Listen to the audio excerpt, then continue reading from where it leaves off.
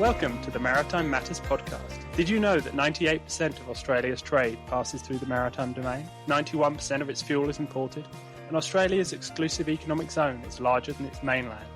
It's easy to see that to Australia, maritime matters. Maritime Matters is the podcast where we break down what the week's events mean for Australia's maritime security and the wider Indo-Pacific. Richard, excited to be recording the first teaser for our Maritime Matters. Can you tell us, who are you and why does maritime matter to you?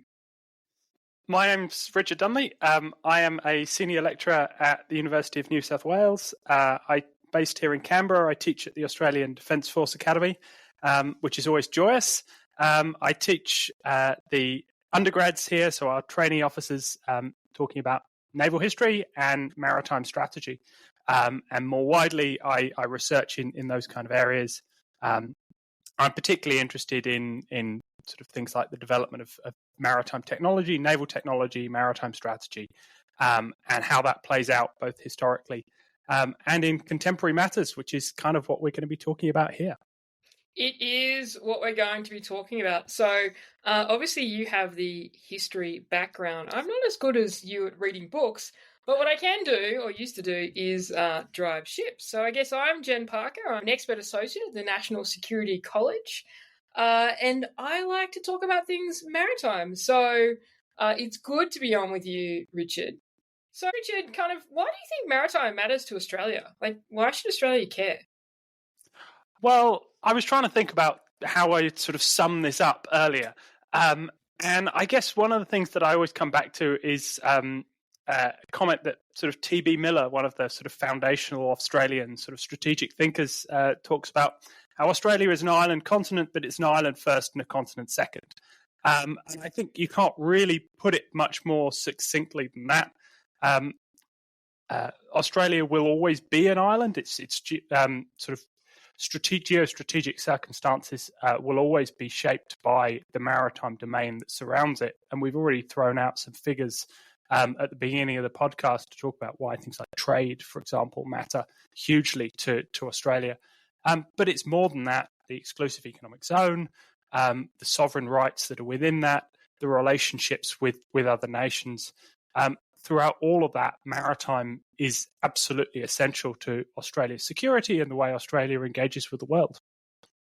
Somebody explained it as, think of Australia as a living organism with its organs completely outside of its body. And that's how dependent we are on the maritime. And it's kind of a gross thing when you think about it, but it kind of makes sense, right? And you talk about Australia as an island, and in fact, we're over 8,000 islands when we think about that. We had some facts in the intro there. If somebody cut off our sea lines of communication, there would be pretty much no fuel in Australia, right? Limited ammunition, not to mention the iPhones, the EV cars, and all of that sort of thing. We'd have significant challenges. On that point of challenges, what are you seeing in the Indo-Pacific at the moment? Why do you think maritime matters right now beyond Australia's geography?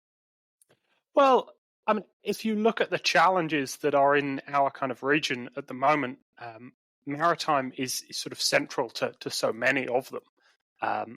Obviously, the thing that immediately comes to mind is the rise of China and the revisionism that China is sort of the way China is looking to revise the sort of strategic situation in the region, and the primary domain in which that is playing out is at sea. Whether it be in the East China Sea and the South China Sea, whether it be engagement with the Pacific Islands, all across this region, that contest and that challenge to the way things have been for a very long time is playing out, and is playing out primarily in the maritime domain.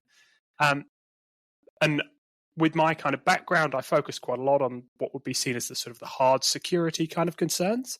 But I think if we then sort of shift perspective and think more about what would have been known as sort of non-traditional security, human security, other types of issues, whether it be illegal fishing, whether it be climate change, whether it be sea level rise, there's a whole host of other factors which have the potential to have very significant effects on Australia's security, on the security of the region, again, which are very much focused on the maritime domain. So the DSR, the Defence Strategic Review, is really focused in on maritime, and I think that is something that is unsurprising, but is sort of good to see.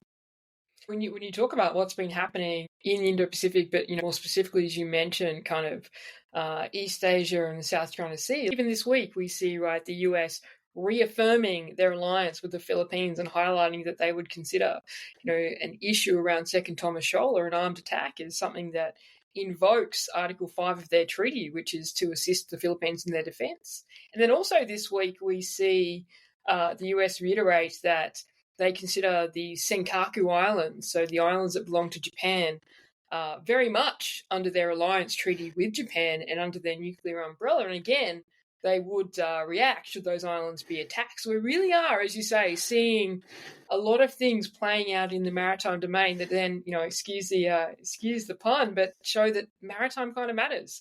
So I guess kind of we've talked about maritime matters, I think maybe 10 times, not as many times as integrated as mentioned in the Defence Strategic Review, but getting up there.